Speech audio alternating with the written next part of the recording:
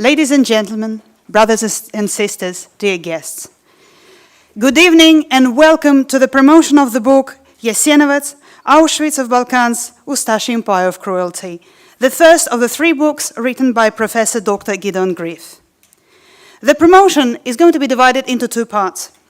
In the first part, you will hear the representatives of the Serbian and Jewish communities of Western Australia, as well as Ms. Biljana Đorović and Mr. Boban Stavilković from Belgrade. The Serbian choir The Well will sing for you, and Natasha Mlađenović will give a short account on the late Beatrice Greif, Professor Greif's mother. During the second part of the program, the author of the book, Dr. Professor Gideon Greif from Jerusalem, will participate via video conference. There will be opportunity to ask questions, to talk to the esteemed professor. It has also been planned to connect with Banja Luka to hear Mr. Dušan Bastašić, thank you so much, who will address the professor. Let us begin. Ladies and gentlemen, please welcome Very Reverend Presbyterian Sasha Stojanović, the Dean. He will address the public representing His Grace, the Right Reverend Siluan, Bishop of the Metropolitan of Australia and New Zealand.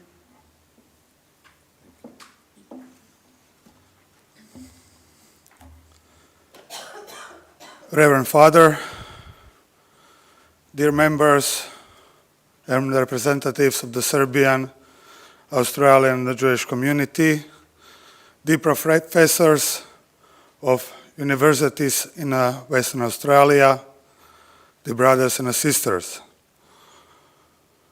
On behalf of our Bishop Siluan, the Bishop for Australia and New Zealand, I have a great opportunity to welcome the coming of this great book into Australia and promotion of the truth what's happened in the Second World War in the former Yugoslavia, in well-known nezavisna država Hrvatska, in Ustasha regime. This book represents the history. This book represents the truth. And this book is something what we have to support. To be published here in Australia, within Australian community, for the truth to be reached to every member of Australian society.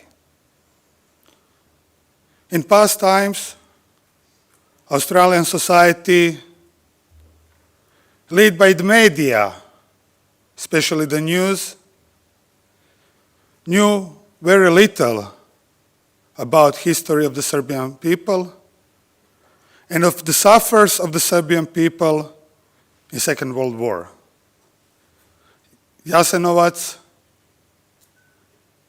the camp of the dead, from 1941 to 1945,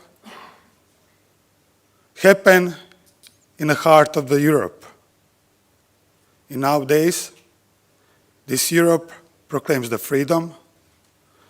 This Europe proclaims the equality. And this Europe proclaims the truth. In a country where we are all free, there is a freedom goal for every member of the Australian community.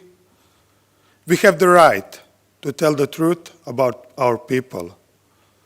We have the truth to tell what's happened to Serbian people only because they are Serbs and they are members of the Serbian Orthodox Church. We may not hide the truth, and we may not stand back in telling truth to the people. We have to support this book, to reach the truth and to tell the truth. Also, by telling the truth, we also have to respect all the victims of the Second World War. Also, I mean about victims of the Jewish and Romanian people. That is why I ask you, in the name of our Bishop Silvan, in my personal name, and in the name of victims, to promote this book, to tell the truth, and to stay in the truth. Thank you.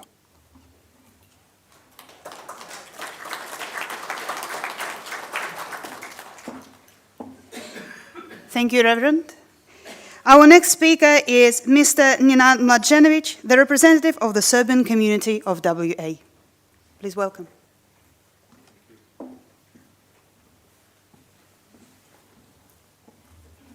Thank you, Reverend Sasha, for your very kind words and words of reminder.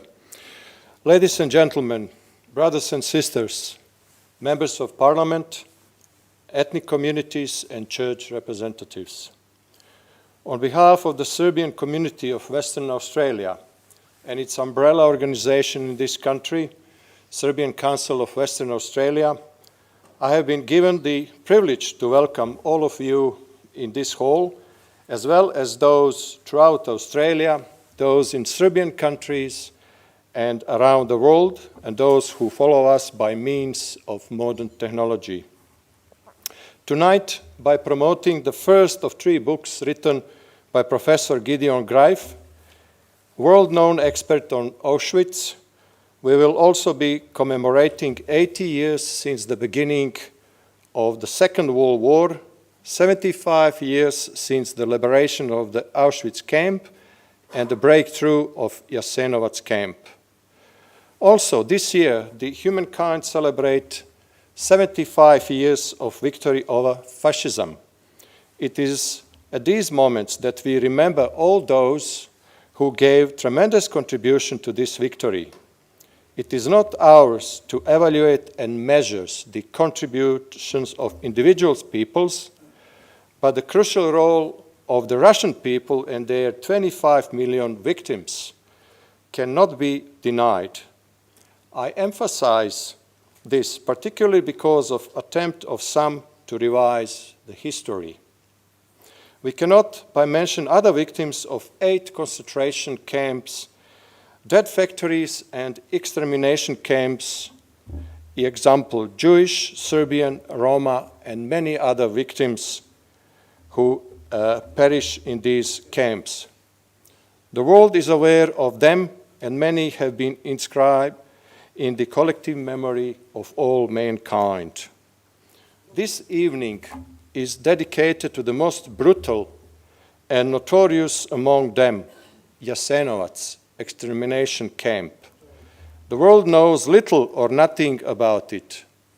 Therefore, it is with great pleasure that we present you this book and the truth about Jasenovac, that the truth has been hidden for half a century in the communist Yugoslavia, so that the brotherhood and unity of its people is not disturbed. It is tragic that it is still being hidden even now, long after the breakup of Yugoslavia, since it is not in the interest of the puppet regimes set up by various centers of power from the outside that the real truth is revealed. Ladies and gentlemen, there will be plenty of opportunity to hear and learn more about this extermination camp during this promotion, but I cannot but mention that it has been the only camp in the world where more than 20,000 innocent children up to 14 years of age were inmates, where they were tortured, abused, experimented on, and eventually systematically killed. Next, it is interesting to note that Jasenovac is the only concentration camp which never been liberated. It remained in its full capacity, sorry to use the word capacity, until the very last moment when the Ustashas left it escaping and destroying lots of material or physical evidence, such as Pichili furnace and very huge archive which includes names of prisoners which they've been slaughtered or killed. I also feel obliged to inform you that 91 people whose surname was Tesla were killed by Ustasha's regime. Not all members of the Tesla family were killed in Jasenovac, but they were killed by the Ustashas. We can pause for a moment and imagine what would happen to the world and to humanity if Nikola Tesla, world-famous Serbian inventor, has been captured by the Ustashas. Maybe humanity world will still be living in the dark. Another piece of information. All members of the Herzl family from Zemun, 13 of them, were brutally tortured and killed in Jasenovac. Theodor Herzl was founder of the Zionist movement, which aimed to bring all Jews together into one state. The Serbs and Serbia will never be able to express their gratitude to the author of this book, Professor Greif, to whom this evening is dedicated. Thank you, Professor, for your efforts and scientific courage to investigate and study unprecedented crime, the crime that the world has not seen, the crime that is the product of endemic and sadistic hatred. Numerous and various methods of torture, ill treatment, and cruel killing of detainees are the subject of other professor's book from his trilogy about Jasenovac too. The souls of the murdered Serbian, Jewish, and Roma victims, the surviving camp inmates, and their descendants will appreciate this event the most. This evening is a contribution to the culture of remembrance for all of them. The evening when its curtain is removed from what had been hidden in the darkness of the oblivious for various reasons. The evening when you will discover the truth about the most brutal extermination camp in the empire of cruelty of the fascist creation, an independent state of Croatia between 1941 and 1945. Living in this beautiful country, we had the opportunity to make sure that Australia and Australians remember with dignity and reverence the victims of World War II, mass crimes, Nazi genocide, the Holocaust, and all the monstrosity of the final solution. Therefore, it is our sacred duty as the descendants of the slaughtered people to take action when we notice the signs and symbols of Ustashism and its ideology rising or appearing or otherwise will not be worthy of our celebrated and holy ancestors, Jasenovac's martyrs.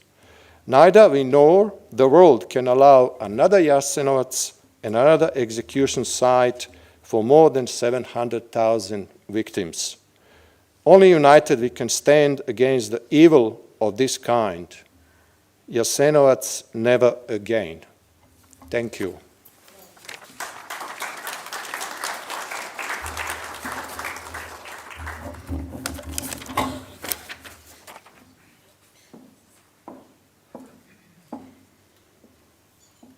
Thank you, Mr. Mlađenović. Our next speakers, so actually I would introduce you to all of the representatives first. Today we have great pleasure to have representatives of the Perth Jewish Association, namely the board member of the Holocaust Institute, Jeff Kay, and representatives of Perth Hebrew Congregation Board, member Dr. Daniela Kambašević-Schwartz and Mr. Darren Schwartz. Ladies and gentlemen, Ms. Biljana Đorović, a renowned journalist and a publicist, wrote a review about the book. As Ms. Đorović was prevented from taking part in the promotion tonight, she sent her video. Let us hear her.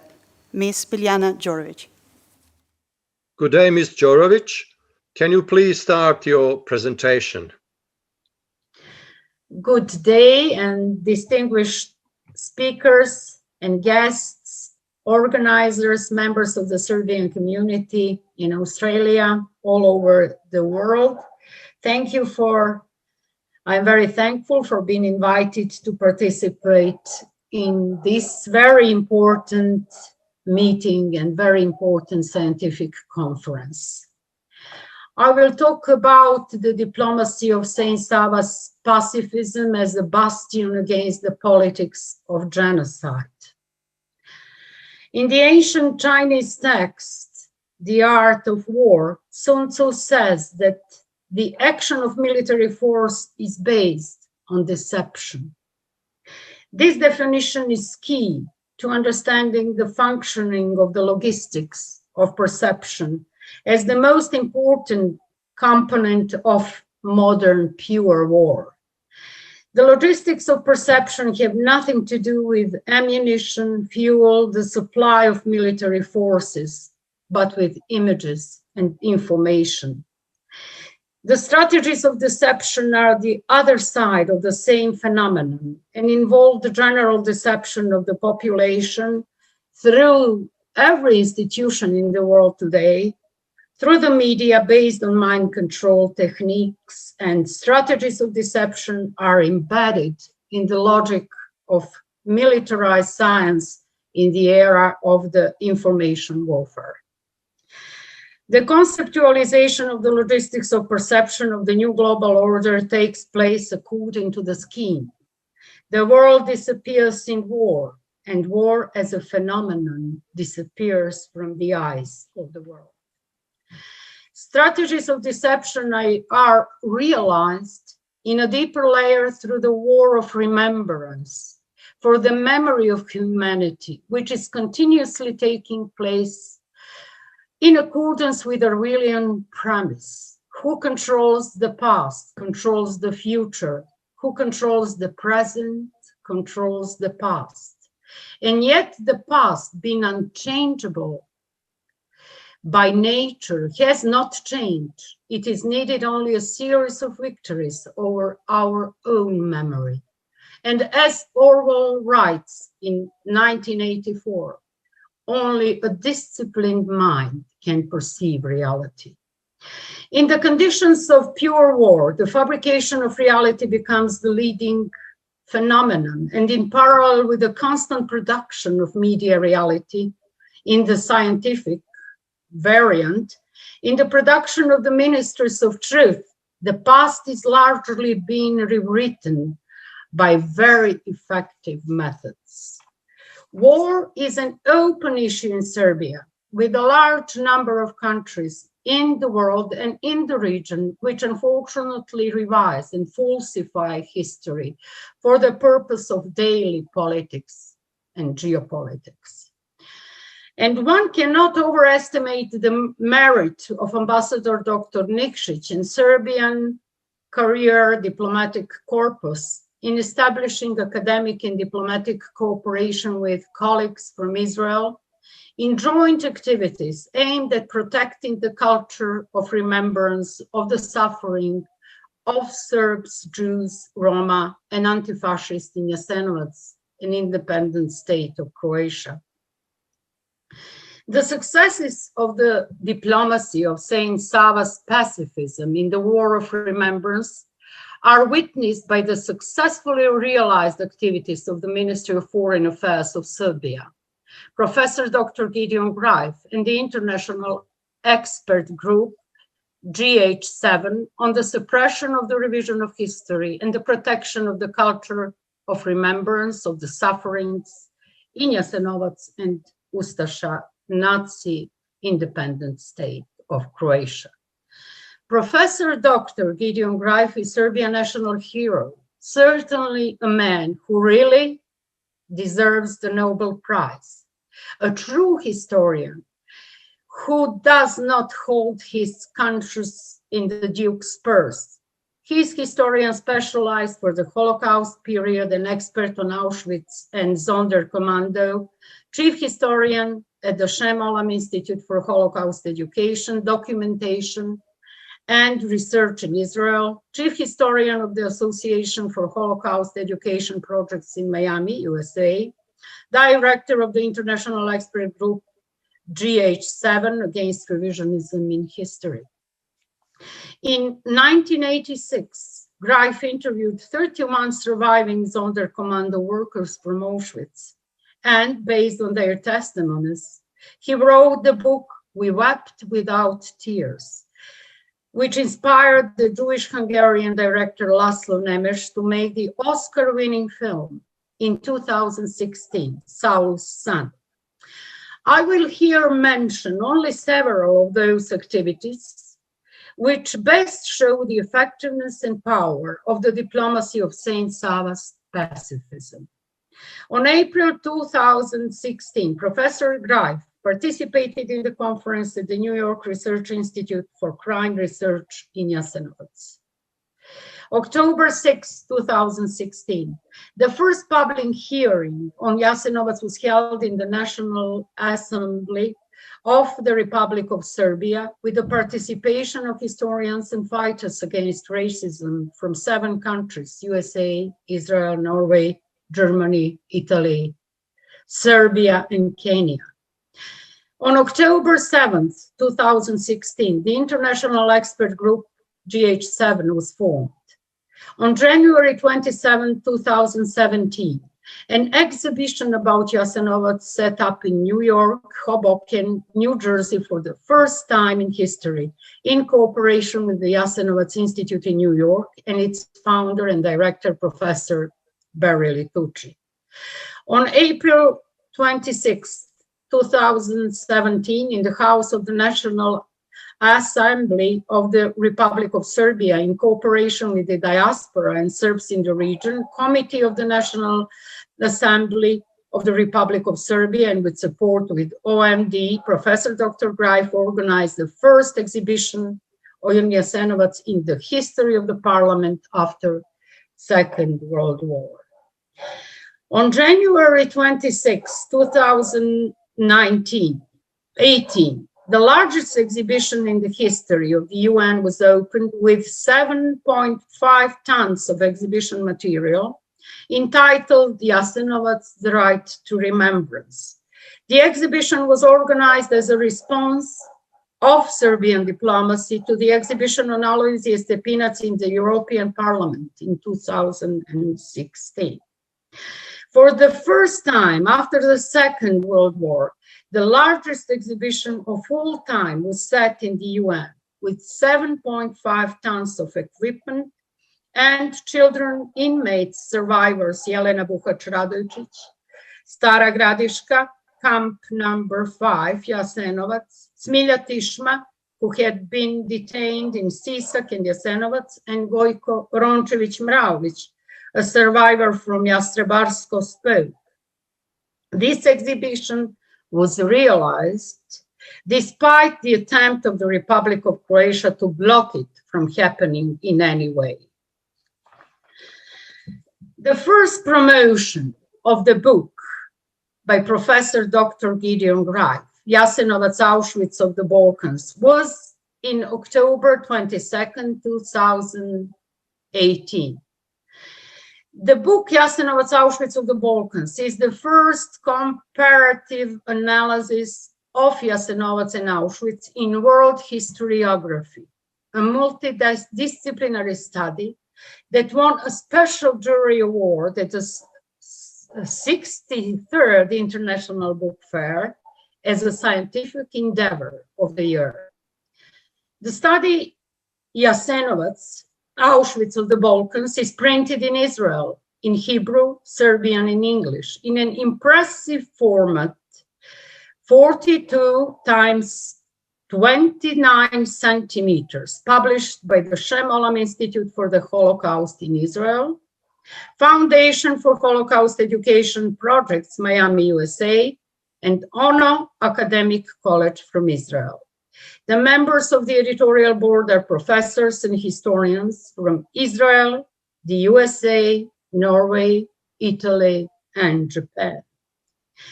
The study, Jasenovac, Auschwitz of the Balkans, on about 800 pages based on the analysis of Dr. Israel Hershkovitz, professor of anatomy, forensics, and expert team consultant, presented 57 methods of killing and torturing people in Jasenovac and the comparative analysis of Himmler's system of industrial killing in Auschwitz by the method of clean hands, and distance from the victim related to the method of bloody hands, mass killings in Jasenovac, mainly by slaughter with a special tool.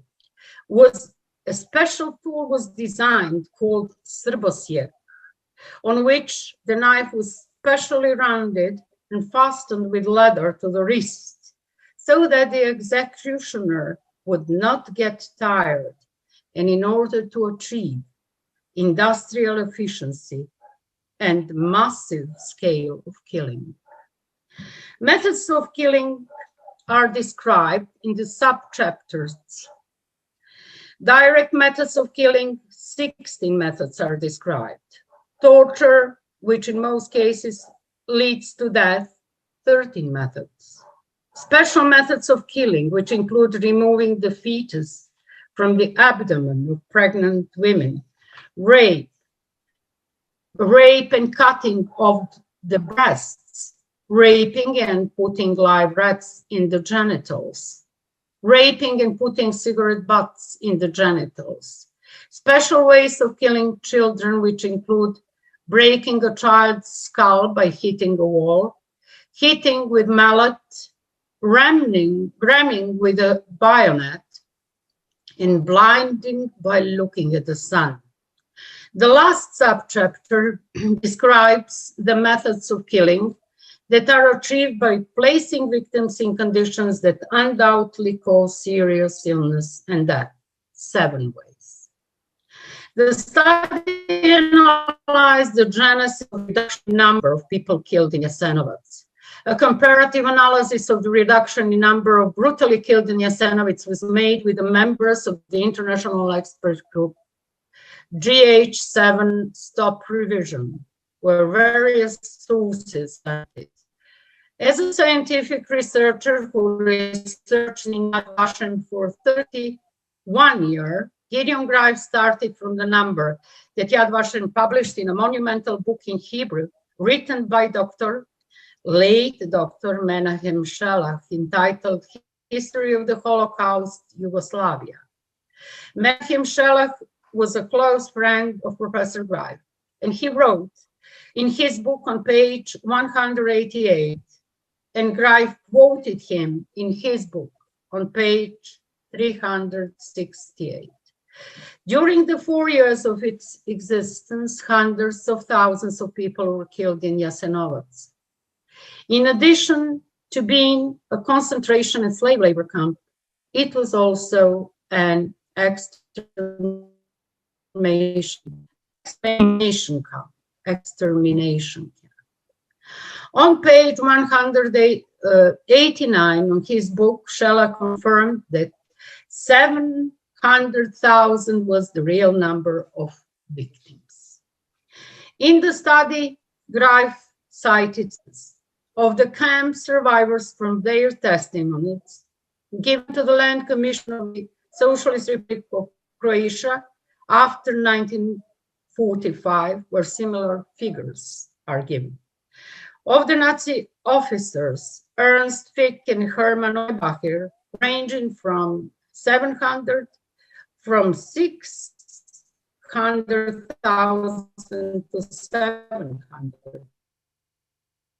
States that 7,000 people died.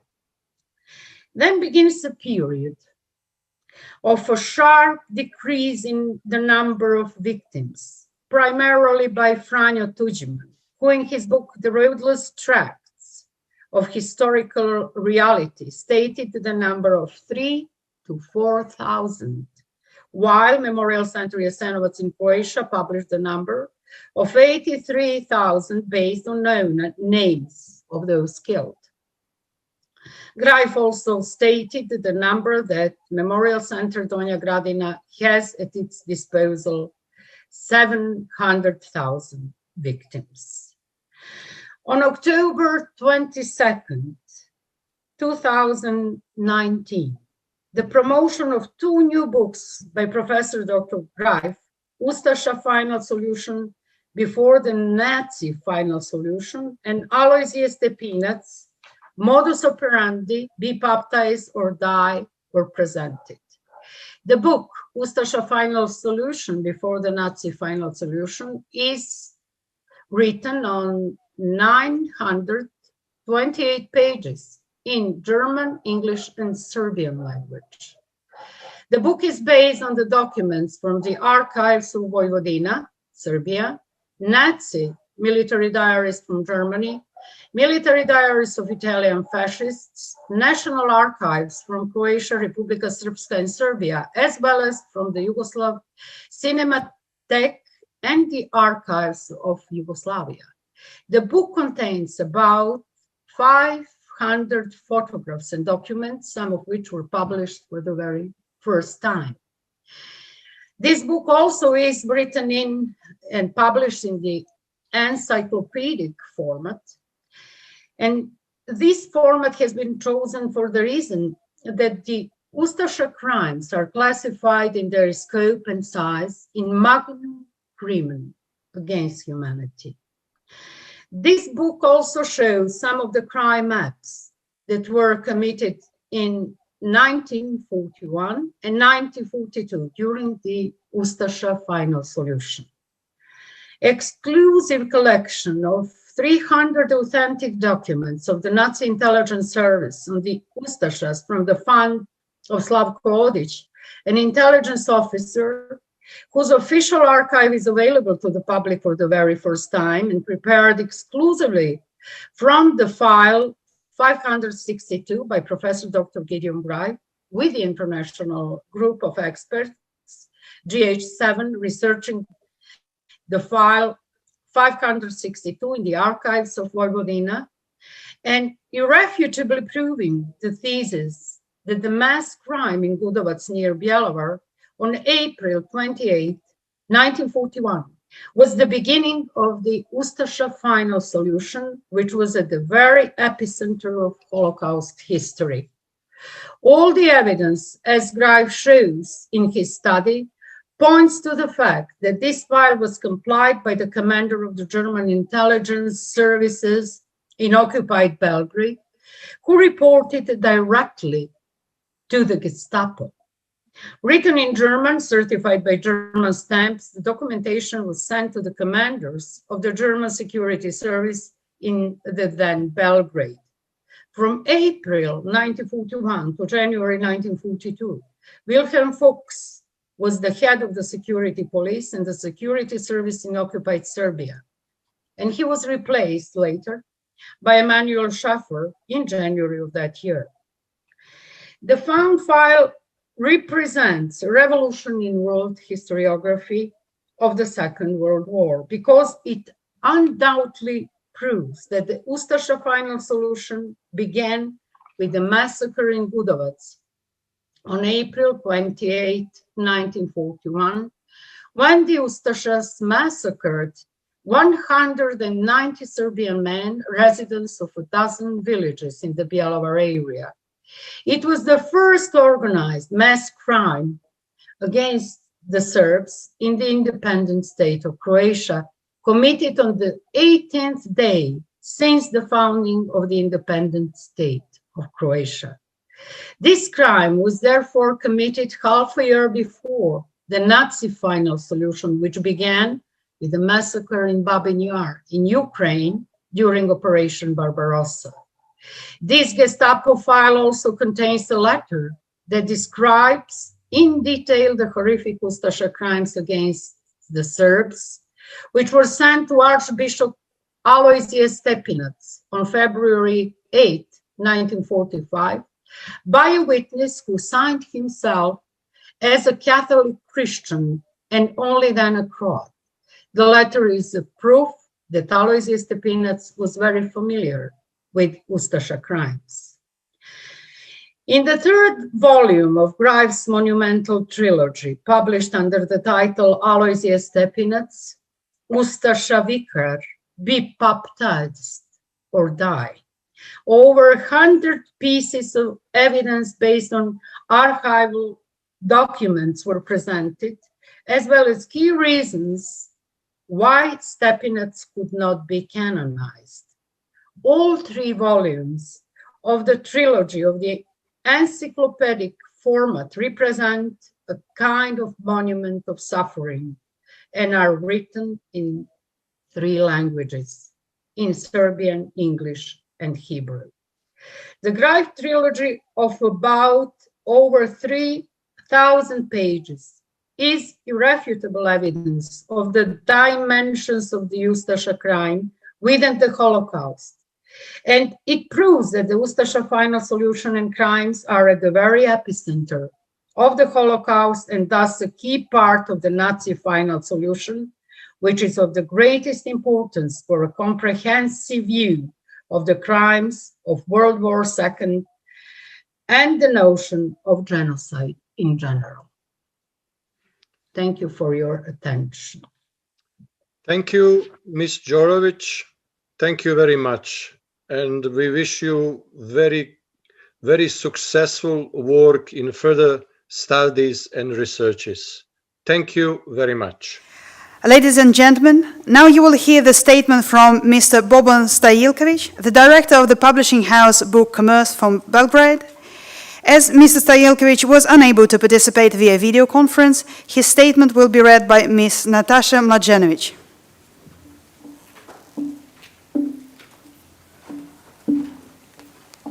Good evening. Dear guests, estimated members of Serbian Council of Western Australia, on behalf of the publisher, I would like to talk to you.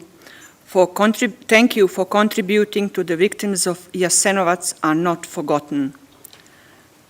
I'm obliged to emphasize that those three books, or I'm free to say, these three multidisciplinary studies, which are Jasenovac-Auschwitz of Balkans, Ustasha Final Solution, Before Nazi Final Solution, and Alojzije Stepinac, Convert or Die, written by a world-known scientist and a leading historian of the Holocaust, Professor Dr. Gideon Greif, are not directed against any nation or religion, but are against fascist regime, fascist ideologies, and denial of bestial Ustasha crimes. This multidisciplinary scientific study represents the scream of the Jasenovac victims. The purpose of this trilogy is to bring awareness and to reveal to the whole world so far unknown atrocities that happened in Jasenovac. The purpose of this trilogy is also to prevent the rehabilitation of crimes and war criminals. This trilogy raises its voice against its revisionism of the crimes in the Second World War, and how far that voice would be heard depends on ourselves, the descendants of the victims. I take this opportunity to express my gratitude once again to Professor Gideon Greif, the editorial board of this trilogy, and the publishers from Israel for making the publishing of this work of immense importance possible. It is important not only for the world history and for us contemporaries, but also for the future generations. I give you my regards, and I wish you all the best with one of the messages from the trilogy, Denying Crime is a Crime. Boban Stojilković.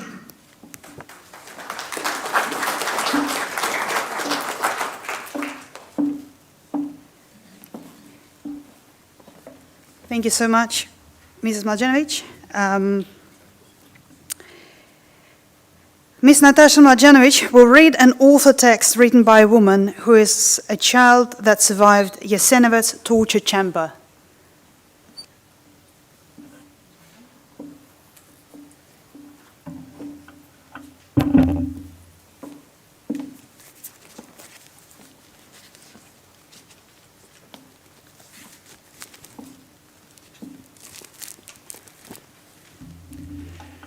The following is the author text about Mrs. Beatrice Greif, written by Ms. Smilja Tishma, survivor of the children's death camp Jasenovac, and the oldest member of the current Convention of National Assembly of Serbia.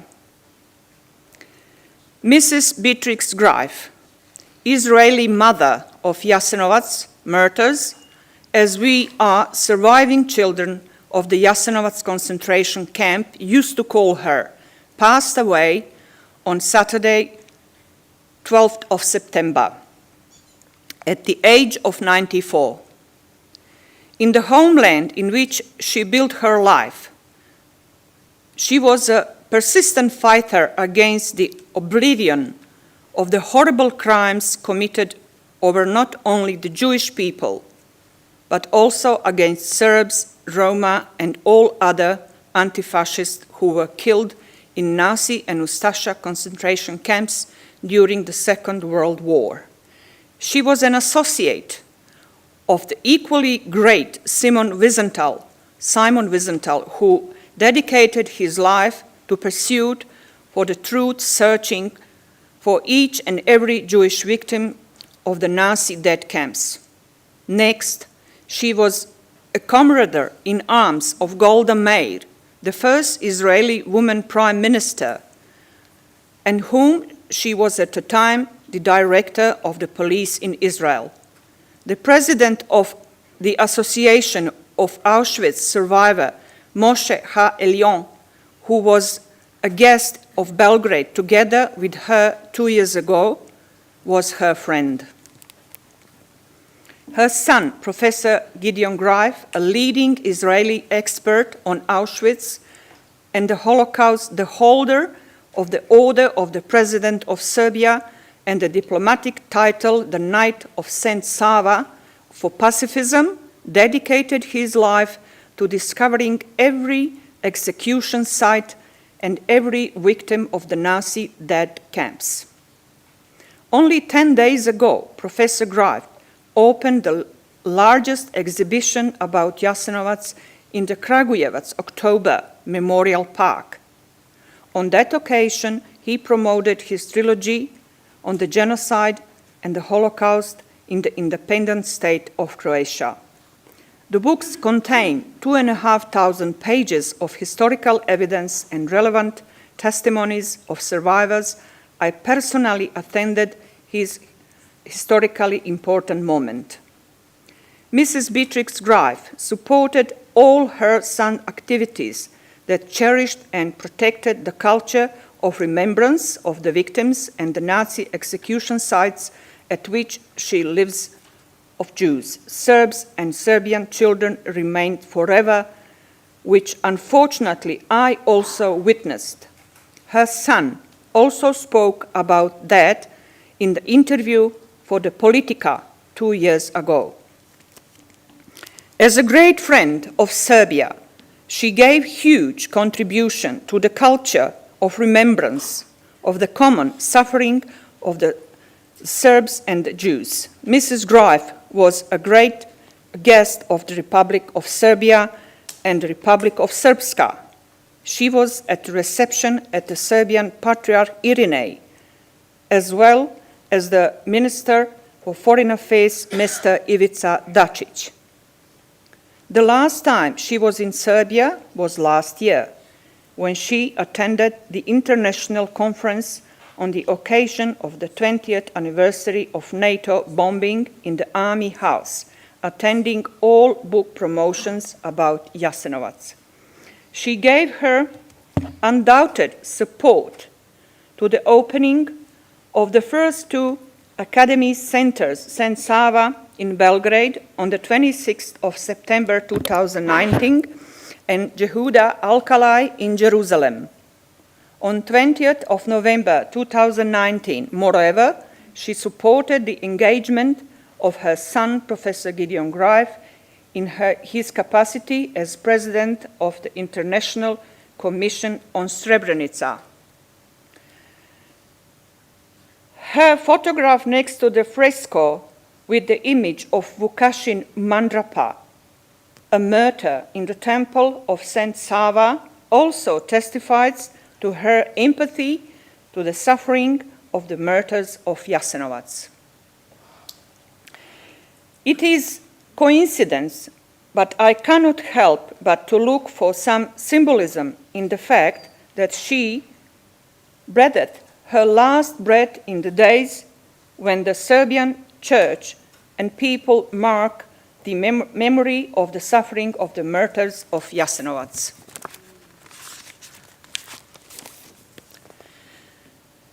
She was and remains a great friend of Serbian people. I am a survivor of Jasenovac's torture chamber, and Mrs. Beatrix Greif will remain in my memory as a brave, courageous, and strong woman who fought for the historical truth and the suffering in the Ustasha death camp. I regret not having the time to receive and host her in the National Assembly in the capacity of the Speaker of the National Assembly and the Member of the Parliament. Her mission was holy and great martyr. Rest in peace, Beatrix Greif.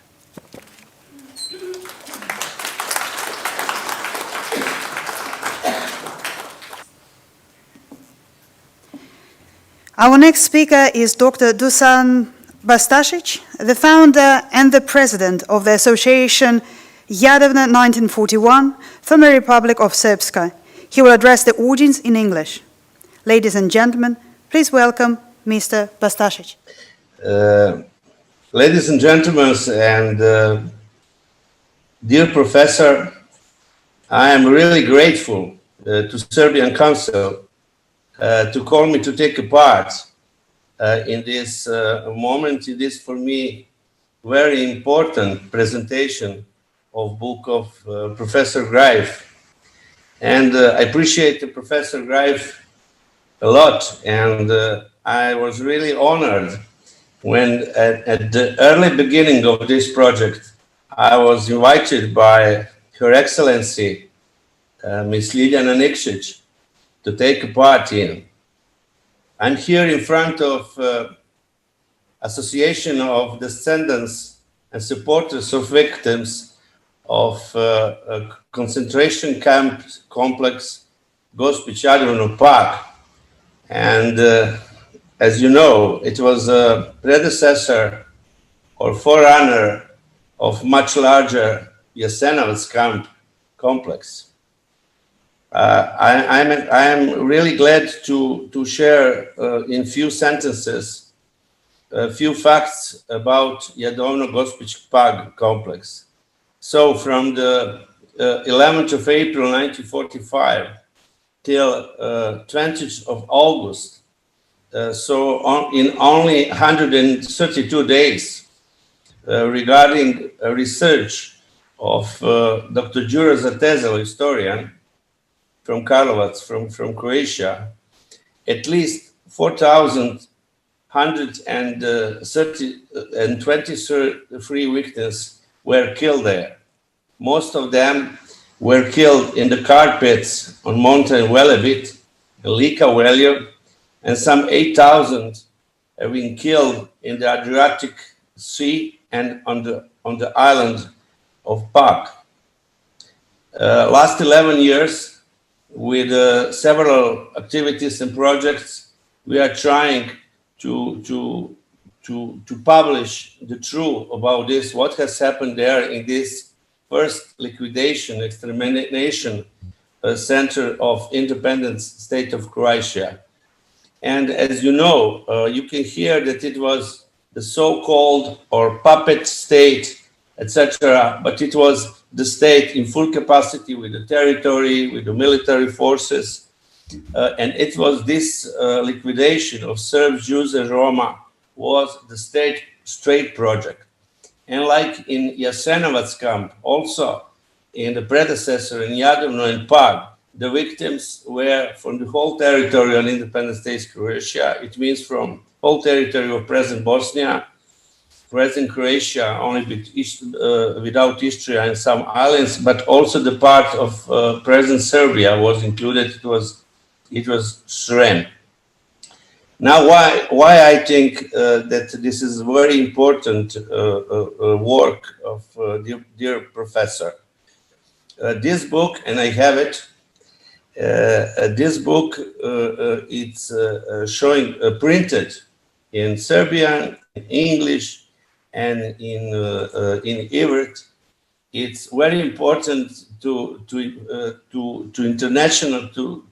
international community to see and to take some facts and knowledge about what has happened, about Holocaust committed there, about Paraimos, genocide against Roma, which was committed there, and about Pokoj. This is the name, in translated, it's slaughtering. This is the name for the genocide committed against Serbs from the independent states in Croatia.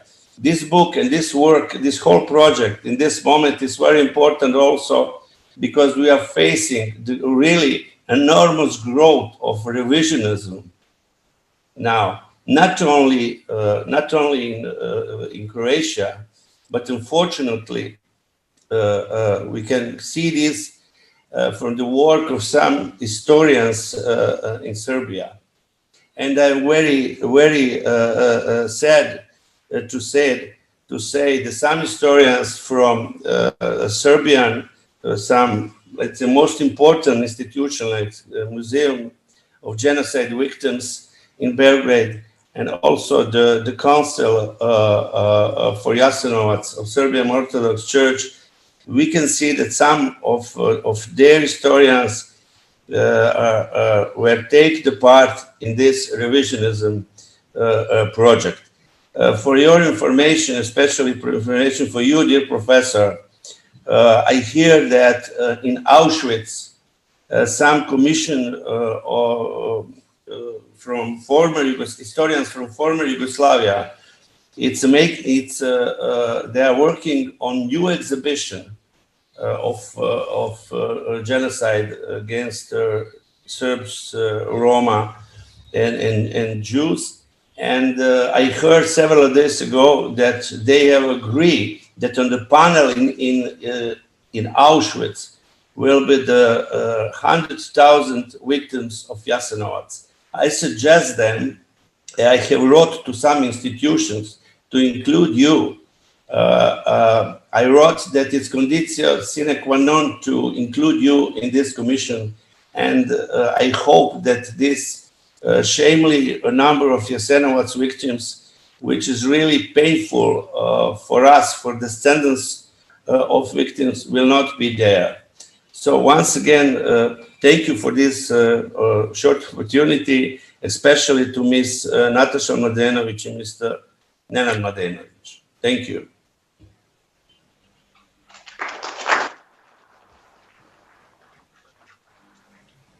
Thank you, Dušan. Thank you. And we're just trying here to also raise awareness of genocides during 1941-1945. Ladies and gentlemen, now we're going to watch and listen video testimony of one of the children who survived Jasenovac. His name is Mr. Gojko Rončević. He will be speaking in Serbian. Our professor, Mrs. Nena Samac, did translate the speech in English. The text will be read by Miss Natalia Samac. Good evening, Mr. Gojko Rončević. I would like to thank you for your participation in this promotion. And now I'm giving you the word, and then now you can take and tell us your story. Please, can you start?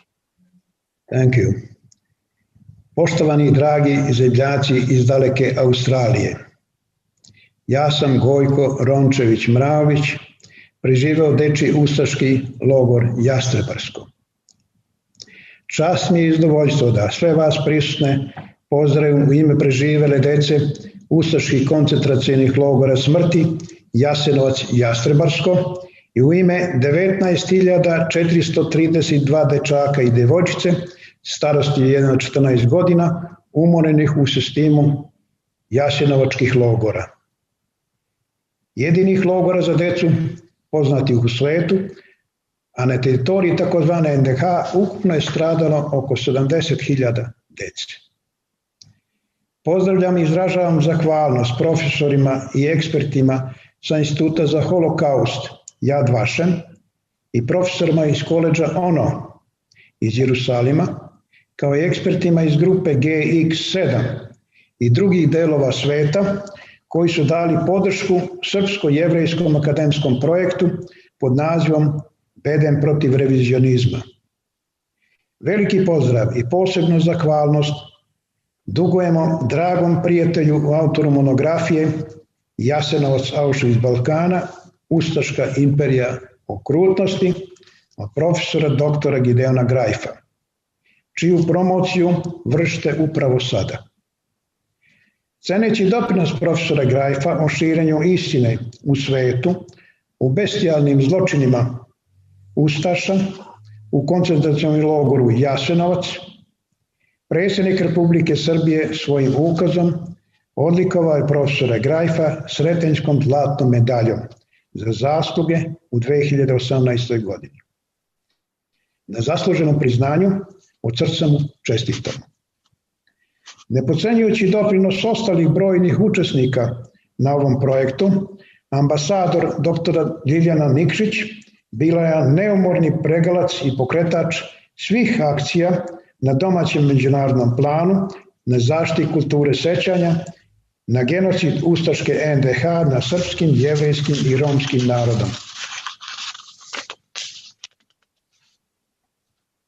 Pored ostalog, organizovala je izložbe o Jasenovcu u Sjedinjenim nacijama 2018. godine u Beogradu, Kraljevu, Kragujevcu. Imala i niz drugih diplomatskih aktivnosti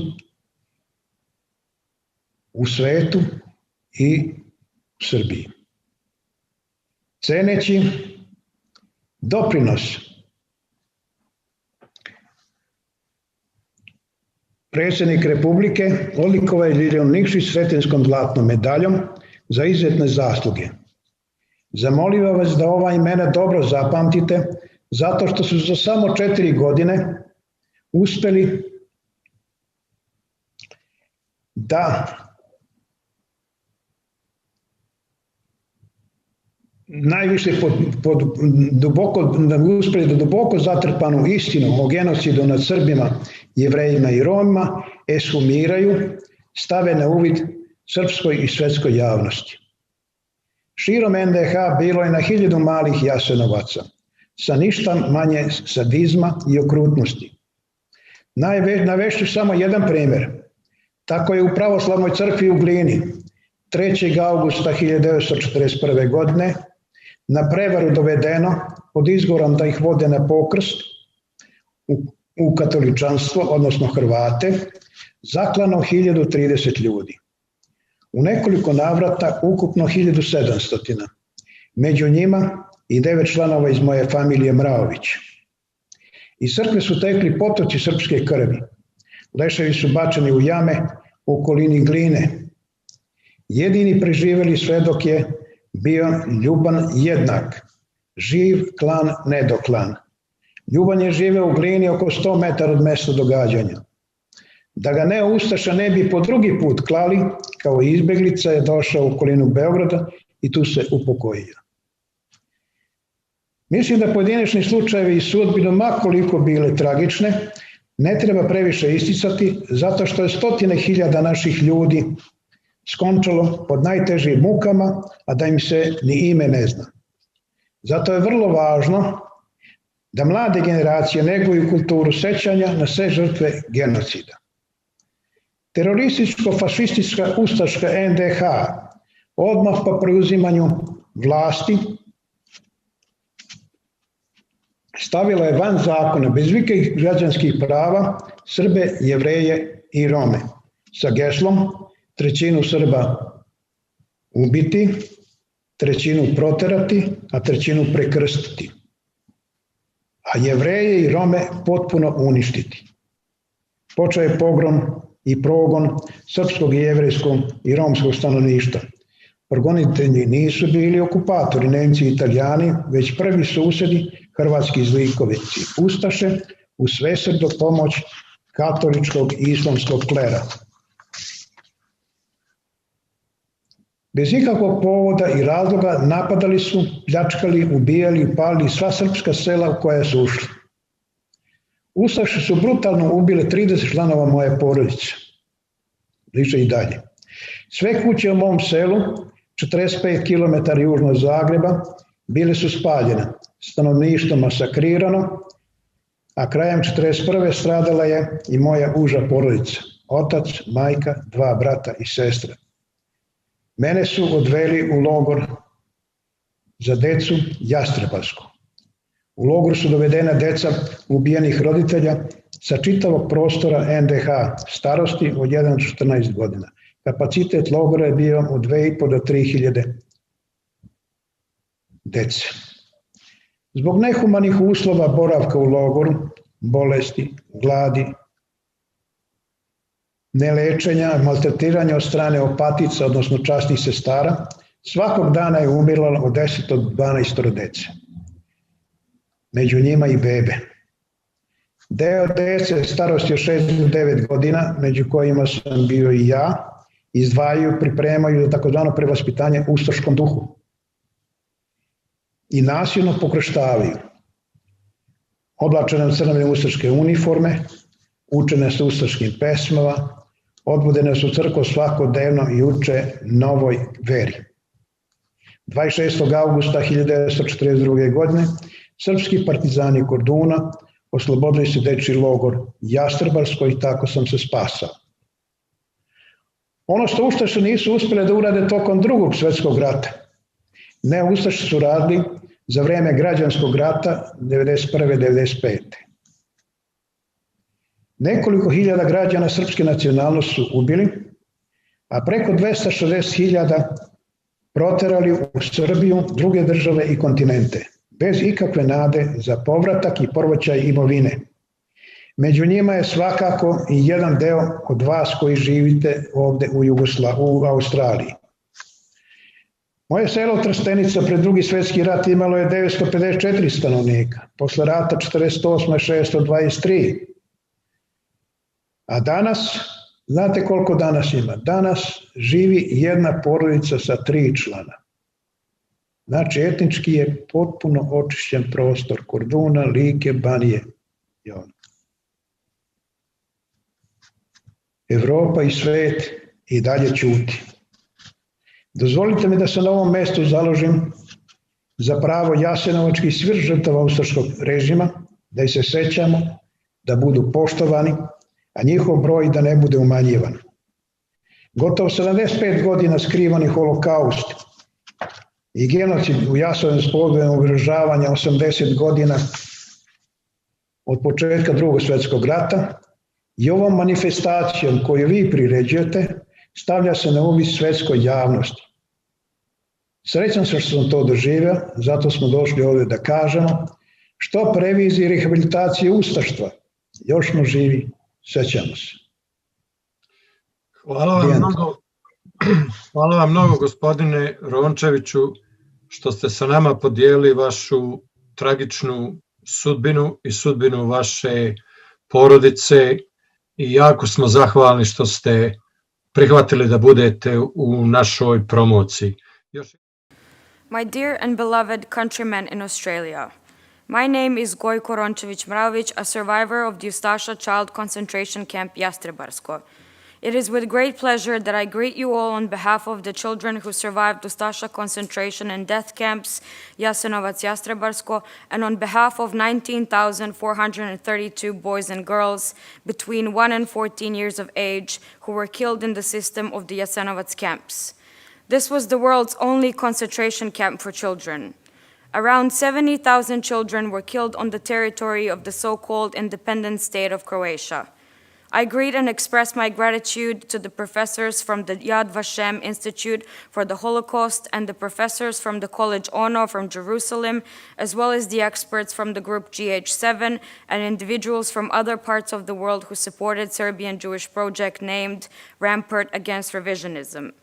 But my deepest gratitude and thanks go to a dear friend and the author of the monography Јасеновцу-Auschwitz of the Balkans, Ustasha Empire of Cruelty, Professor Gideon Greif, and to the promotion which is being held at this very moment.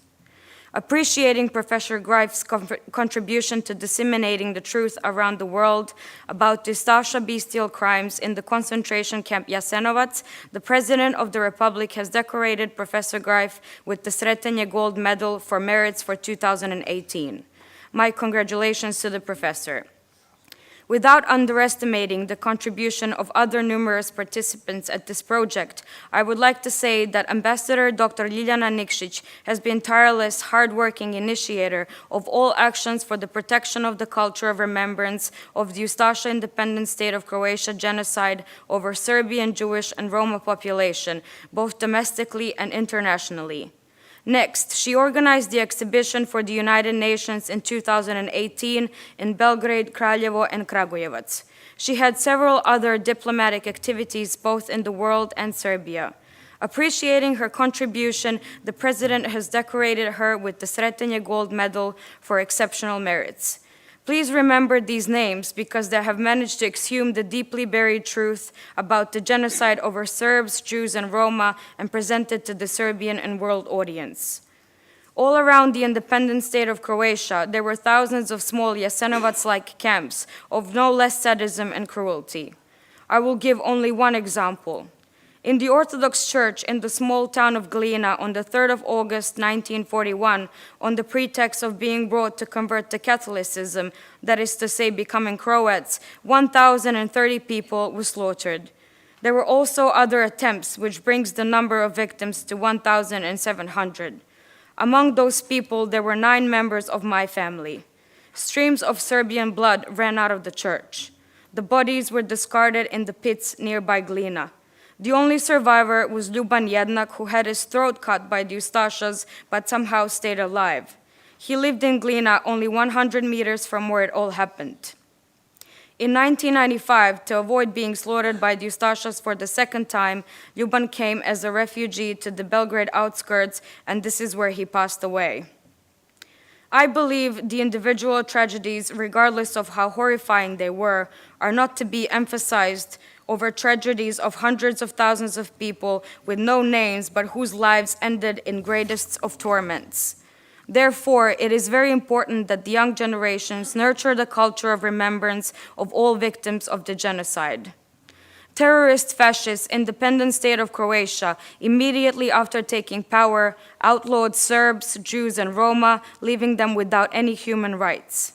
The Ustasha motto was the 1/3 of Serbs were to be slaughtered, 1/3 to be banished, and 1/3 to be converted to Croats, whereas the Jews and Roma were to be completely annihilated. The capture and killing of the Serbian, Jewish, and Roma population soon began. The perpetrators of these crimes were not Italians or Germans, but the first next-door neighbors, Croatian Ustashas supported by the Catholic and Islamic clergy. Unprovoked and without any reason, they attacked, plundered, killed, and burned down all Serbian villages. The Ustashas brutally murdered 30 members of my family.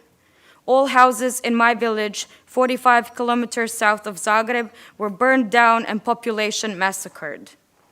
At the end of 1941, my nuclear family, my father, mother, 2 brothers and sisters, were killed, and I was taken to the child concentration camp called Jastrebarsko. The children from the whole territory of the independent state of Croatia were brought to this concentration camp. They were between 1 and 14 years of age. The capacity of the camp was between 2,000 and 3,000 children. Due to inhumane conditions in the camp, sickness, famine, not being treated, and being maltreated by the nuns, 10 to 12 children died every day, including babies. I was one of a number of children between 6 and 9 years of age who were separated and prepared to be brought up in so-called Ustasha ways. They were also forcefully converted. They dressed us in black Ustasha uniforms, taught us Ustasha songs, and took us to church every day to learn about new religion. On the 26th of August, 1942, Serbian partisans from Kordun liberated the child concentration camp Jastrebarsko, and this is how I was rescued. What the Ustashas did not succeed in doing during the Second World War, the Neo-Ustashas carried on and completed during the civil war between 1991 and 1995. They murdered a few thousand of Serbian civilians, while they banished over 260,000 of them to Serbia, other countries and continents, giving them no hope of return to their homes or recompensating their estates. A part of them is living amongst you today in Australia.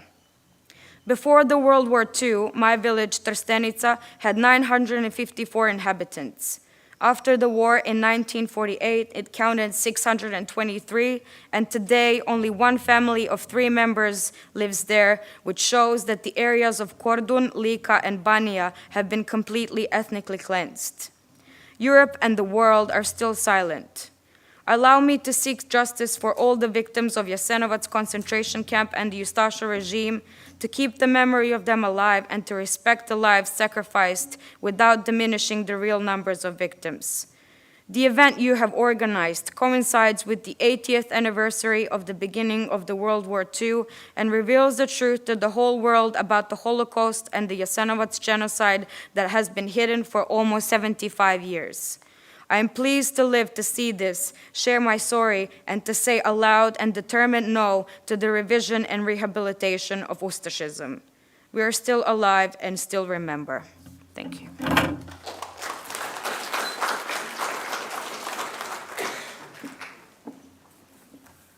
Our big thank you for Mr. Rončević, Mrs. and Miss Samac. It is my great pleasure to announce one of the Serbian choirs in Perth. They will sing 2 songs for you. The first song is Tebe poem from Stevan Makranjak, great Serbian composer. The second song is Đurđevdan. The short account of its origin will be presented by Mrs. Natasha Mlađenović. Ladies and gentlemen, please welcome the choir, The Well, or in Serbian, Izvor.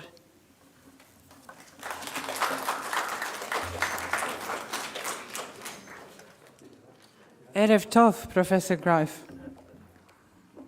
Toda shehit tarafta elenu ha'erev ve'birkat shalom mikulanu bePerth bimiuhad mehekila ha'yehudit ve'hamakela ha'servit Izvor hamakor. Baruch haba. Welcome. Nice to have you with us.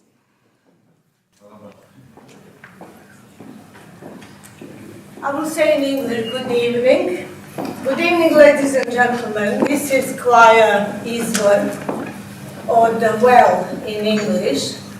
We exist and work under the auspices of the Serbian Orthodox Church Saint Sava here in Perth. The first song is The Blessings. We sing. The song is sung during every service in our church as a part of the liturgy. It is you I praise, it is you I bless, unto you I give thanks, our Lord.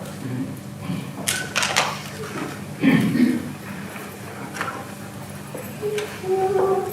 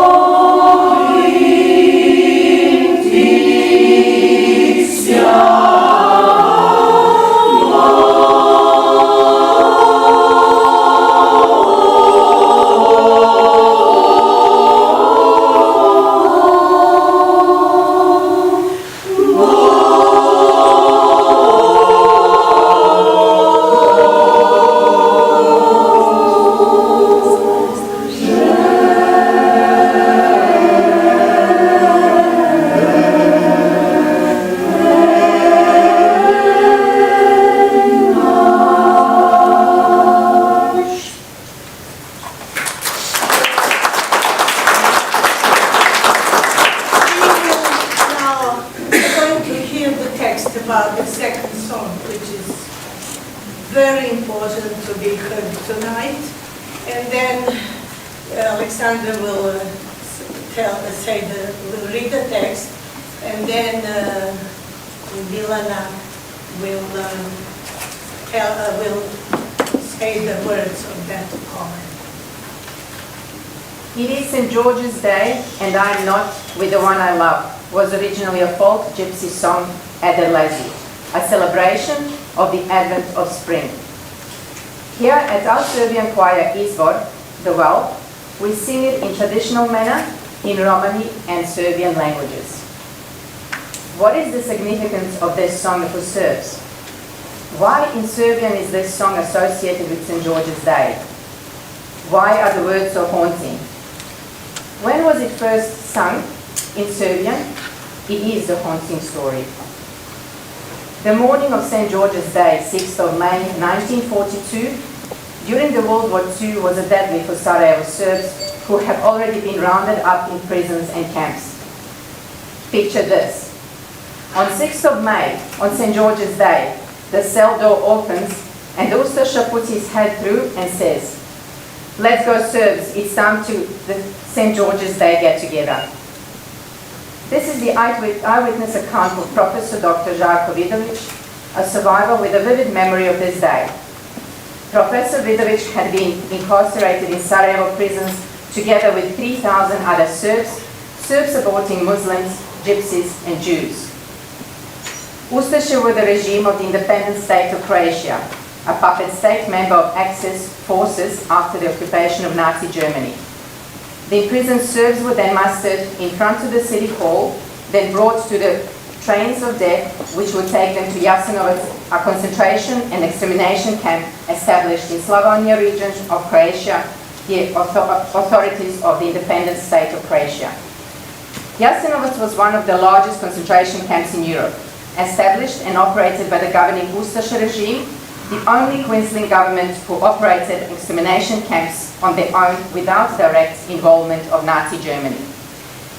The sign of the wagons read capacity 4 horses or 40 soldiers, but Ustasha placed 200 prisoners in each wagon so that it was impossible to stand, let alone sit, remembers Professor Žarko Vidović. For the Serbs in the wagon, the trip was filled with fear, uncertainty and many questions. Where are they taking us? Where will we end up? It was those trains of death that a song about St. George's Day was born. The first person to sing it was a young member of the student culture organization Concord from Sarajevo.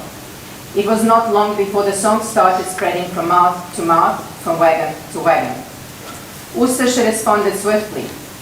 All windows on all wagons were immediately closed, cutting the supply of fresh air so that many Serbs suffocated even before they reached the Slavonski Brod, the point of transfer to other trains bound for Jasenovac. It is interesting to mention that the song connects 3 etymologically related Serbian words. Đurđevdan, the name of the day of St. George, one of the most important saints in Serbian Orthodox tradition, Đurđeva, lily of the valley, Đurđica, a female name derived from the Serbian word for lily of the valley. This wonderful song is a song of sadness and pain. It is born from helplessness and desperation, but also pride and dignity of Serbs from Sarajevo as they were being transported towards Jasenovac in trains of death in May 1942. Only 1 in 10 of 3,000 Serbs, Gypsies and Jews returned. We are singing it here today with love and respect to honor their memory. Spring alights on my shoulder, lily of the valley is growing. Lily of the valley is growing for all to see but me. The roads have all left, but I stayed behind.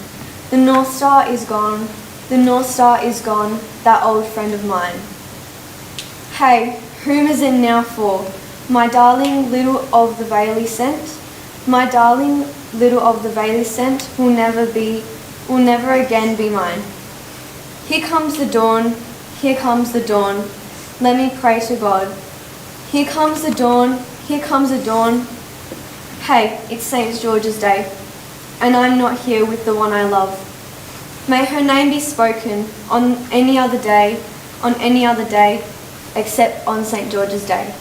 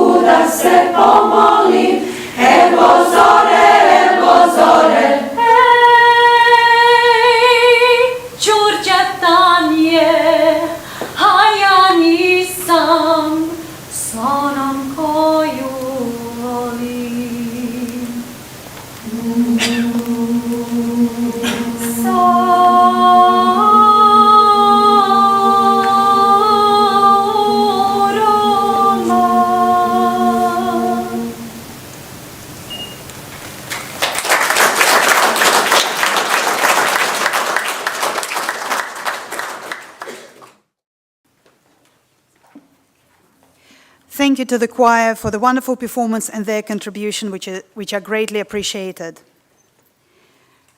Ladies and gentlemen, it is my great pleasure to announce Professor Dr. Gideon Greif, who has studied the phenomenon of death factories of the World War II for 40 years.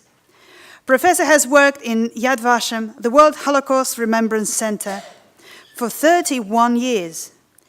And he is the leading Holocaust historian, a professional witness of the State of Israel in the trials of the war criminals in Germany. He is the author on more than 500 scientific papers on the Holocaust topic.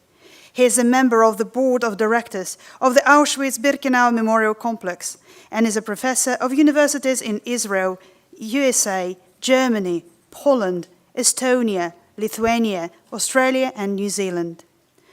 Professor Dr. Gideon Greif is an expert on Auschwitz, the author of the first comparative analysis on Jasenovac and Auschwitz in the world's historiography. Professor Dr. Greif will address us, and he will be able to ask, to ask questions after. Ladies and gentlemen, I give you the author of the book Jasenovac, Auschwitz of the Balkans, Ustasha, Empire of Cruelty, Professor Dr. Gideon Greif.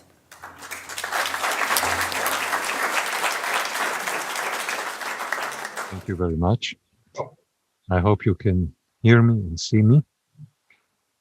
The lecture is long, but I will shorten it because our time is running out. The Jasenovac camp was the lowest level to which mankind could fall, said the survivor George Milisha, and he was certainly right. The cruelty that prevailed in the Jasenovac camp makes it to a hell on earth. Yechiel Dinur, survivor of Auschwitz, said about another hell on earth, the Auschwitz camp complex and the concentration and extermination camp Auschwitz-Birkenau, that it was another planet where normal human values were turned upside down. We could say the same about the Jasenovac camp, even if its reality in some central points differs from Auschwitz reality. In order to give you some insight in the historical and moral meaning of the Jasenovac camp, I will today conduct a detailed comparison between Jasenovac and the much more known Auschwitz.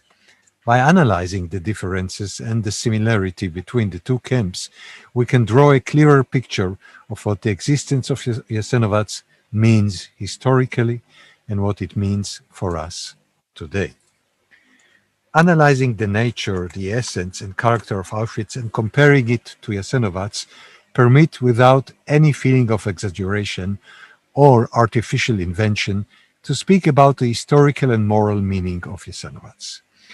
Erwin Miller, a survivor of Jasenovac, said the following: "Indeed, the camp was infamous for its brutality, where the systematic extermination surpassed even the Nazi methods.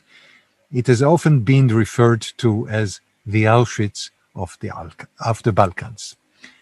While Auschwitz all over the world has become the symbol and synonym of the cruelties of the Holocaust, even the existence of Jasenovac is unknown to many, even those who intensively deal with the history of World War II and the Holocaust. This is, of course, a fact that should be changed as soon as possible. Both camps, Auschwitz and Jasenovac, although belonging to different geographical spaces, are synonymous and symbols of the extremely cruel regimes they represented. Auschwitz has become a synonym for the whole Holocaust and crimes of Nazi Germans, and Jasenovac has become synonym for the unprecedented Ustasha empire of cruelty of independent state of Croatia. Both places, Jasenovac and Auschwitz, embody the non-human principles of the two regimes and their murderous attitude towards anyone they considered an enemy, an undesirable or inferior person, or those who did not enthusiastically support the regime. A thorough comparison between the Auschwitz chain of camps and the Jasenovac chain of camps reveals many identical aspects relative to the development of the camps, the technique of killing, and the attitude of the perpetrators towards the prisoners. Naturally, there were also significant differences between Jasenovac and Auschwitz due to the origin and mentality of the criminals and to their psychologies. Through generations, human society developed a code of moral values in order to protect its cultural achievements and ameliorate the moral codes of civilizations. This system of moral codes was completely annihilated in Auschwitz as well as in Jasenovac. 3,000 years of civilization were destroyed at once and replaced by a destructive, murderous, anti-human set of values. Darkness obscured humanity, and millions of people had to live under the brutal rule of terror. That is exactly what Yechiel Dinur, which I mentioned before, meant when he called Auschwitz another planet. Auschwitz, the biggest Nazi concentration and extermination death camp, and Jasenovac, the biggest complex of Croatian Ustasha concentration and death camps, were both sites which deserve the title Hell on Earth. In the following minutes, we are going to compare the two hells. Both the Nazi and the Ustasha regime were motivated by racial theory, which dictated their policy and their behavior. Nazi racial theory was central in all spheres of German public life from January 30, 1933 on. When the new regime came to power, the whole nation was obsessively considering the question of blood purity and racial purity. The results of the investigations into racial origins were crucial for the career and even life for each individual. German medical doctors and geneticists collaborated with the regime and helped to decide who was to be taken to the special program for euthanasia, the murder of the so-called life unworthy to live. Anti-Jewish legislation was based on racial principles and led to mass discrimination and hatred directed towards the Jews in Germany and later in many other countries under German occupation. The Ustasha regime was greatly influenced by German racial theory and fully adopted it. From the first day of the existence of the Ustasha independent state of Croatia, the government implemented racial laws against the Jews, Serbs, and Roma, using the exact methods of discrimination which were already in place in Germany. The racial laws had a strong effect on the daily life of Jews, Serbs, and Roma, who lost their position in laws, lost their civil rights, and their property. Finally, the laws enabled the authorities to deport them into concentration camps. All these racial laws paved the way for the policy of annihilation. Auschwitz is known as the biggest factory of death among the camps which Nazi Germany established in order to implement the so-called final solution of the Jewish question. Its size was 40 square kilometers. At the beginning of its existence, Auschwitz was not an extermination camp. The original intention of the Nazi authorities was to build it as a prison for the local Polish population, suspected to be hostile and dangerous to the German army or found guilty of acts of resistance. The turning of Auschwitz into a factory of death was the result of previous experience based on the methods of the German mass killing implemented during the Barbarossa operation. This operation started on June 22, 1941.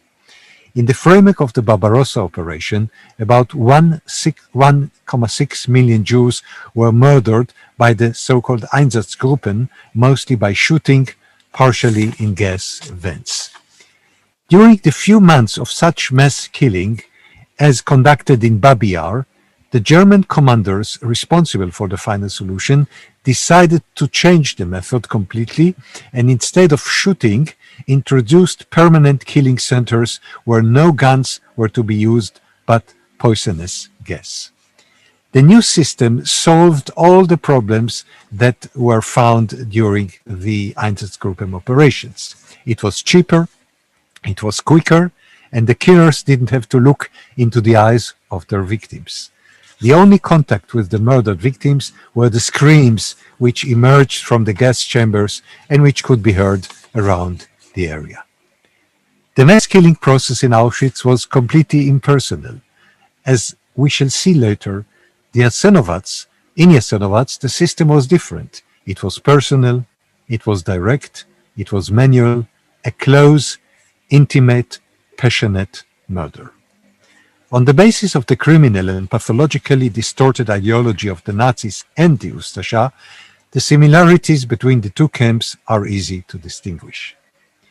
The Ustasha regime was to a very great extent influenced by Nazi Germany and its ideology and wanted to, by all means, to demonstrate this close relationship to Nazism. The best example of this is the fact that the final solution of the Jewish question in Yugoslavia was introduced by the Ustasha even before it was introduced by the Germans. When the Ustasha started implementing anti-Jewish measures in April 1941, The final solution was not even decided on by the German Nazi authorities. The killing process in Auschwitz was more sterile and cleaner, with some distance between the murderers and their victims, whereas the killing process in Jasenovac was more direct, and the murderers enjoyed looking at their victims being murdered and tortured and did not need any physical distance during the execution of their crimes. This point demonstrates that the Ustasha killers acted according to more barbaric lines of behavior than the Germans, a fact which even Germans report about Jasenovac. In this sense, the report of General Gleise von Horstenau, German military envoy to Zagreb, is worthy of note. For the German officers, the methods of Ustasha killing were too wild and too barbaric in comparison to the system enacted in the factories of death like Auschwitz-Birkenau, Chelmno, Belzec, Treblinka, Majdanek, Sobibor, and Mali-Strosiniec. Despite their demonic crimes, the Germans still wanted to be considered cultured. Photos which exist show us the amusement and the fun of the Ustasha murderers while performing their crimes and monstrous competitions, who will kill more overnight. They didn't have psychological problems while doing their cruel deeds, nor did they feel any twinge of conscience. This difference allows us to state that the killing process in Jasenovac was much more barbaric, brutal, and primitive. The sophistication needed by the Germans to protect their soul was not needed by the Ustasha killers. In order to implement a new killing system in Auschwitz, a new mass murder process was developed based on the use of poisonous gas. At the beginning of 1942, 2 sites of mass murder were prepared in Birkenau, a subcamp of Auschwitz, to which the killing activity was transferred from the main camp. The murder was conducted in 2 buildings, the so-called Red House or Bunker Number 1 and the so-called White House or Bunker Number 2. The first transports of Jews who were deported to their deaths by the Reichssicherheitshauptamt reached the new killing facilities in Birkenau in February 1942. Due to the process of further modernization, the 2 bunkers were temporarily abandoned and 4 new modern buildings emerged in spring 1942, gas chambers and crematoria 2 to 5. The steady tendency of the modernization of the industrial mass killing is strongly different from the mass killing in Jasenovac, where the process of killing can be defined as very primitive from the beginning until the very end. They doesn't imply that the primitivity had any impact on the number of victims, but it shows the primitivity way of thinking of the Croat Ustasha criminals, who were satisfied with their own bestial ways of killing and did not look for ways to modernize, pleased as they were with the existing methods. The German methods resembled a typical industrial process. Namely, the purpose was to obtain the greatest results, in this case the murder of the highest number of innocent people, for the least cost. Nevertheless, the teams in these camps, the Nazi Germans and the Ustasha Croats as well, had a very important common denominator. They were trained not to show the slightest sense of mercy, sympathy, or empathy towards their victims. On the contrary, they enjoyed their brutal and aggressive behavior and looked for new methods of torture, a way to prolong the prisoner's death, and competed who could inflict the most extreme torture, humiliation, and health. The Ustasha, however, were very happy to dirty their hands, and the bloodier their hands, the happier they were. Inside the German killing facilities, the principle of remaining clean was introduced by using Jewish slaves in a variety of activities which allowed the German murderers to keep their hands clean. Hundreds of Jews were recruited to be special squads, the so-called Sonderkommando, which were forced to conduct the most humiliating work in the process of killing, although the killing itself was conducted exclusively by the German SS. The Jewish slaves had to carry the bodies of the murdered Jews to the crematoria, to remove their valuables, gold teeth, and cut the women's hair, to throw the bodies into the crematoria ovens, and finally to throw the ashes into the surrounding river. In this way, the perpetrators had only to give the orders and not execute the work with their own hands. The impersonal method of killing in Auschwitz was principally based on the famous speech held by the head of the SS, Heinrich Himmler, in which he emphasized the following, I am quoting, "We will never get our hands dirty. We will remain clean." End of quote. The necessity of remaining clean dictated the patterns of behavior of the German teams of the camps. In Jasenovac, such an idea of cleanliness did not exist. The regulations of Auschwitz were clear and permanent. There was a significant difference between those who were sent immediately to their death after being selected on the ramp by a medical doctor, and those who could temporarily remain alive and become slaves. Those who were sentenced to death, 70 to 90% of the newly arrived, usually did not live for more than 4 hours after their arrival. The others, 5 to 15%, were selected to become slaves.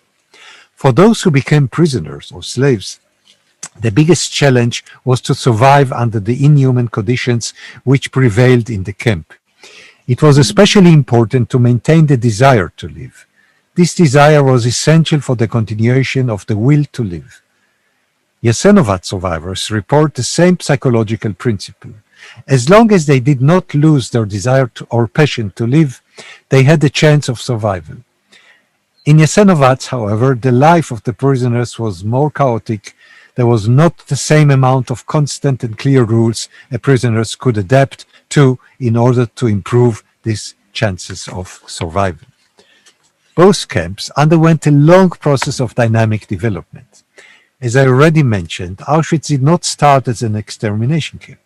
In 1940, its first goal was to be a concentration camp for the local Polish population, a large prison for Poles suspected of being hostile to the German occupying forces or suspected to be part of the Polish underground movement. Only in late 1941, after the decision on the so-called final solution, did Auschwitz become an extermination camp where the final solution of the Jewish question was to be implemented. From June 1941, it also became a concentration camp for a large prison for Soviet prisoners of war who were captured during the Barbarossa operation. The fact that until late 1941, Auschwitz was not yet a factory of death does not mean the prisoners were not treated brutally or bestially, or that they were not murdered. This is not the case. Many prisoners died or were murdered from the first day of the existence of Auschwitz because of the harsh conditions, the cruelty of the guards, and the fundamental policy of maltreatment, dehumanization, and starvation. Jasenovac was a place of death from the first day, and the mass killing there did not require any official decision, like the decision of the final solution. Nevertheless, even Jasenovac underwent some changes which were caused by the war developments or by political changes in the region, and it was dependent on the successes and defeats of Nazi Germany. The killing methods in Jasenovac developed over time and became more extreme and more brutal based on the same principles of non-humanity and non-mercy in the attempt to cause the prisoners the utmost suffering. Another difference refers to the policy of secrecy. The Germans tried to hide the reality from their victims by distributing lies and fake information of what awaits their victims, distinguishing the killing sites as shower or public bath.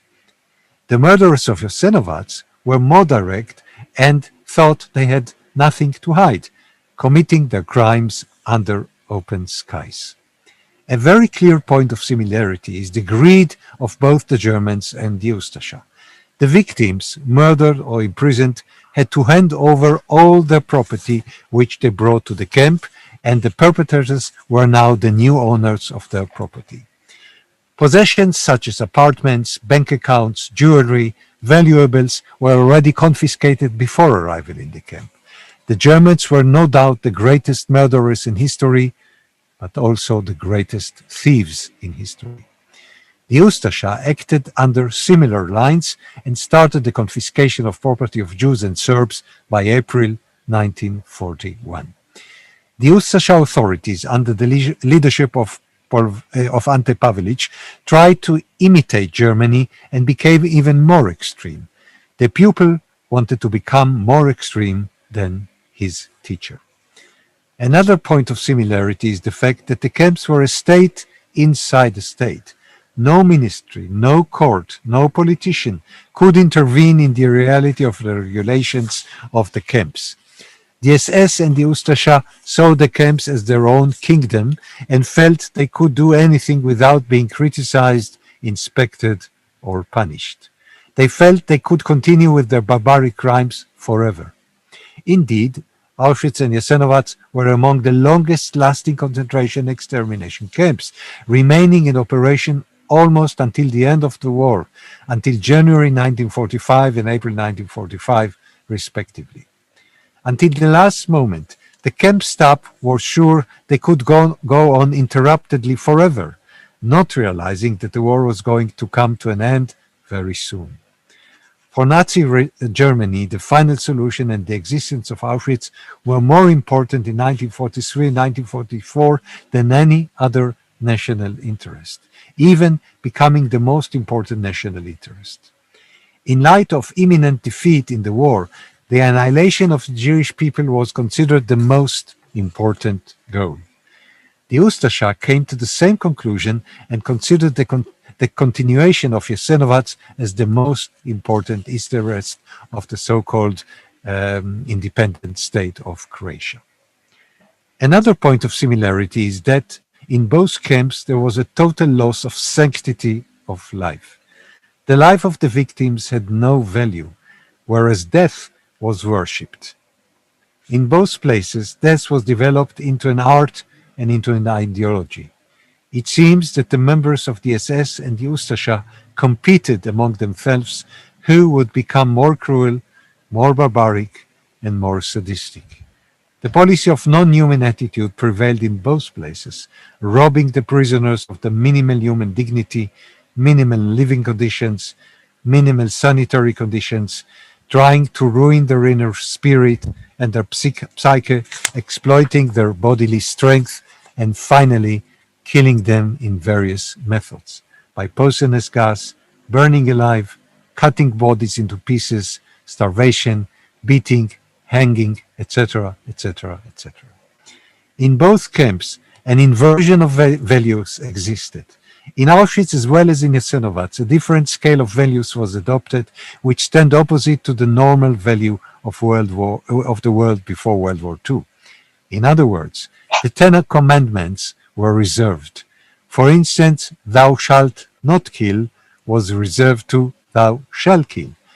There is a famous sentence written by the Jewish poet Paul Celan who says, "Death is a master from Germany." The same can be said about the Ustasha, with a little change. Death is a master from Croatia. Despite the sense of security that there would be no punishment for the crimes, both camps had severe measures of security to prevent the outside world from getting information of what is going on in the camps. Accordingly, every effort was made not to allow the prisoners to escape. Any attempt at escape was considered the worst crime. In comparison to Auschwitz, some of the camps attached to Jasenovac were dedicated to only female or child prisoners. Auschwitz sub-camps did not have such places, and women and men stayed together, although always separated. Both camps tried to exploit the physical power or energy of the prisoners for their own benefit by establishing factories or workshops, as the possibility of replacing the laborers with new slaves was so easy. However, the similar policy of not supplying enough food or adequate working conditions caused the quick death of slaves working in both places, and the industry or semi-industry in both camps was not productive due to the inhuman treatment of the prisoners. Both camps deprived the prisoners of the most natural needs of human beings: Among other aspects, it was important to emphasize that the lack of proper medical treatment. Prisoners who became sick or exhausted could not get help and died in pain, getting no medications or almost no medications. In Auschwitz, the so-called hospital had nothing in common with the normal clinics or hospital, providing no real treatment or real medications. A similar situation existed in Jasenovac. Sick prisoners, knowing that the so-called hospital would not cure or heal them, preferred not to complain and continued their slave work, hoping to be cured naturally. In both places, it was clear to the prisoners that to complain about their health would just bring them closer to the death. In both places, the medical staff was involved in the criminal activities. Comparing Auschwitz and Jasenovac, the first might be considered to belong to the 20th century, while Jasenovac reminds us more of the Inquisition of the 16th century, where used primitive methods of torture and killing. Unfortunately, those primitive methods were no less effective than the German ones. The modern character of Auschwitz and the primitive character of Jasenovac can also be seen in the case of the administration. Auschwitz had a very modern administrative system. It had several departments, secretaries, translators, adjutants, a technical team, etc. All this was linked to the German government. There was, of course, a big gap in the normal correspondence between offices, but we would not forget that this correspondence tried to hide the huge crime. On the other hand, Jasenovac did not have any of this. It had no offices, no regular correspondence, nor intelligent Jewish secretaries. It was a primitive reality with no necessity of official administration. In comparison to Auschwitz, Jasenovac did not provide any secret diaries or reports. The most important Auschwitz documents are called the Auschwitz Scrolls, which describe the miserable lives of the Jews belonging to the so-called special squads. In both places, prisoners never gave up their hope to be liberated and made attempts to escape. In Auschwitz, relatively speaking, it was easier and hundreds of prisoners tried to escape. Most of them did not succeed, like in the case of Jasenovac, where they tried even though it was more complicated and risky, and only towards the end did the prisoners have some success in breaking out of the camp. The constant attempts of escape show us that the spirit of the prisoners was not destroyed. Another significant difference is that in Auschwitz there was an underground movement, quite well organized, whereas in Jasenovac there were no conditions for the creation of such a movement. The similarity between the camp system is primarily the result of the fact that National Socialism was similar to Ustashism.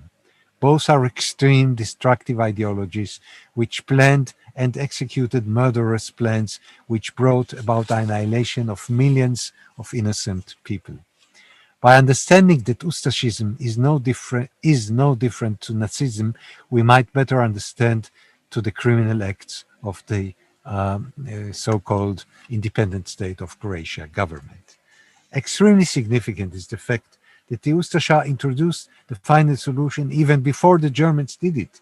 The persecution of Jews, the deportation to the Jasenovac camps, the confiscation of their property, and all the anti-Jewish steps were introduced earlier than in Germany, where the final solution started only in late 1941. Jasenovac became the slaughterhouse of the Yugoslav Jews, even though at time Auschwitz was not yet a concentration camp. The conclusion arises that the Ustasha were quicker than the Germans in their final solution, and alternatively that the crimes of the Ustashas were the final solution before the final solution. The speed of the policy of persecution by the Croatian government was much faster than the speed of the German government. The Croatian pupil, as I mentioned, was quicker than the German teacher. So let me conclude. Auschwitz and Jasenovac symbolized the extreme policy of dehumanization of the body as well as the spirit, and the means of reaching those goals were mainly terror and humiliation. The sanctity of human beings did not exist. The only human beings were the murderers themselves, who got the best possible conditions and food and enjoyed the property of their victims. The dehumanization was conducted towards all prisoners in both camps, mainly to Serbs, Jews and Roma, and all others who were considered dangerous or undesirable or inferior. In certain cases, when prisoners were ready to collaborate, they got better conditions, but with no guarantee that this would continue forever. This was only a part of a very, very big lecture. Thank you for listening to me. If you have questions and answers, please go ahead.